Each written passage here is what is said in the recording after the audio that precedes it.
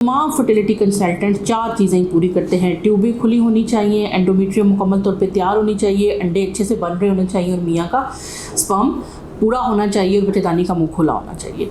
अगर ये सारी चीज़ें इंतज़ाम मौजूद हैं तो फर्टिलिटी कंसल्टेंट के ज़रिए निगरानी 6 से 8 महीने का ट्रीटमेंट लें, आपकी प्रेगनेंसी हो जाएगी। बहुत ज़्यादा दवाइयों का इस्तेमाल ना करें। मैंने देखा है अनएक्सप्लेन इनफर्टिलिटी में दवाइयों के बगैर अंडे बन रहे होते हैं और फिर भी डॉक्टर 4-4, 6-6 अंडे एक ही दफ़ा में निकाल रहे होते हैं। अनएक्सप्लेन इनफर्टिलिटी को ना छड़ें, उस ओवुलेशन इंडक्शन से आपको कोई अच्छे रिजल्ट्स नहीं मिलने वाले। बाज़ AMH लेवल अंडे बहुत तेज़ी से कम होने लग जाते हैं और इस सूरत हाल के अंदर फिर पेशेंट IVF और एम्ब्रियो बैंक के काबिल नहीं रहता, जिसकी वजह से पेशेंट के साथ साथ जो है वो उसका इलाज जो वो कॉम्प्रोमाइज़ हो जाता है।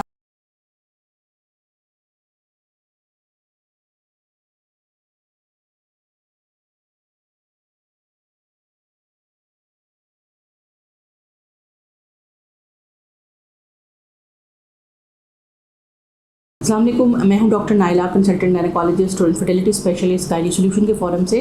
आज हम बात करेंगे कि जो आपका IVF है वो किन मरीज़ों को करा लेना चाहिए और किन मरीज़ों को IVF पे नहीं जाना चाहिए और उनको इंतज़ार करना चाहिए। तो IVF के ऊपर जाने के लिए जो सबसे इम्पॉर्टेंट चीज़ है वो पेशेंट की इनफर्टिलिटी का ड्यूरेशन होता है कि कितनी देर हो गई है आपकी इनफर्टिलिटी को कि हम उसमें जो है वो आपको अगर तो आपकी शादी को 5 साल से ज़्यादा हो गए हैं और आपने उसके अंदर काफ़ी सारी मेडिकेशंस ली हुई हैं, IUIs कराए हुए हैं और प्रेगनेंसी नहीं हो रही, तो आपको स्ट्रेट अवे IVF पे आप जा सकते हैं। दूसरा, वो पेशेंट जिनकी उम्र ज़्यादा है, यानी वो पेशेंट जिनकी एज ज़्यादा है और उनका AMH लेवल डाउन है, यानी उनके अंदर अंडों की तादाद कम है, उन पेशेंट को भी हम कहते हैं कि आप मैक्सिमम 1-2 साल वेट करें और उसके बाद IVF विद एम्ब्रियो बैंक के ऊपर चले जाएं। तीसरी इम्पॉर्टेंट चीज़ ये है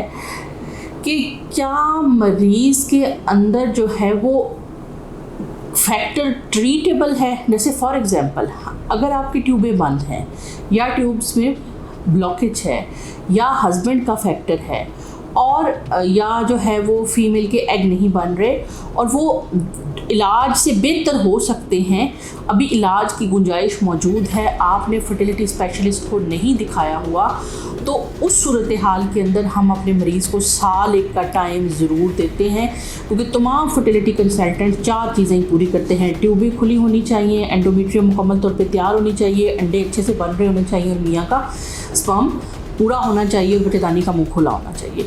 अगर ये सारी चीज़ें इंतज़ाम मौजूद हैं तो फर्टिलिटी कंसल्टेंट के ज़रिए निगरानी 6 से 8 महीने का ट्रीटमेंट लें, आपकी प्रेगनेंसी हो जाएगी। तीसरे, वो लोग जिनको अनएक्सप्लेन्ड इनफर्टिलिटी है, यानी कि वजह कोई भी नहीं है, अब डॉक्टर के पास कुछ भी नहीं है जिसकी वो इलाज करे, मियाँ भी बिल्कुल ठीक है, बीवी के भी अंडे बन रहे हैं, ट्यूबें ऑल टुगेदर फंक्शनल हैं और एंडोमेट्रियम बिल्कुल तैयार है, बच्चेदानी का मुंह भी खुला हुआ है, सब कुछ ठीक है, लेकिन कोई वजह समझ नहीं आ रही है। ऐसे लोगों को भी चाहिए कि अगर उनका AMH लेवल लो है, बहुत ज़्यादा दवाइयों का इस्तेमाल ना करें। मैंने देखा है अनएक्सप्लेन इनफर्टिलिटी में दवाइयों के बगैर अंडे बन रहे होते हैं और फिर भी डॉक्टर 4-4, 6-6 अंडे एक ही दफ़ा में निकाल रहे होते हैं।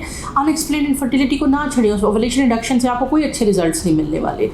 उन पेशेंट्स के लिए ये बात ज़रूरी है कि अगर उनकी उम्र ज़्यादा नहीं है, AMH लेवल अच्छा है, तो वो वेट एंड सी की पॉलिसी पे जाएं। सिर्फ फर्टिलिटी टॉनिक्स इस्तेमाल करें, लाइफस्टाइल को मॉडिफाई करें और वेट एंड सी की पॉलिसी पे जाएं। लेकिन अगर उनकी फर्टिलिटी लंबी हो गई है, 5 ईयर्स हो गए हैं, 5 ईयर्स से ऊपर हो गए हैं, तो ऐसे केसेस के अंदर हमें नेचुरल तरीके से प्रेगनेंसी होने के चांसेस काफ़ी कम लगते हैं। तो लिहाजा इन पेशेंट्स को हम कहते हैं कि आप टाइमली IVF के ऊपर चले जाएं।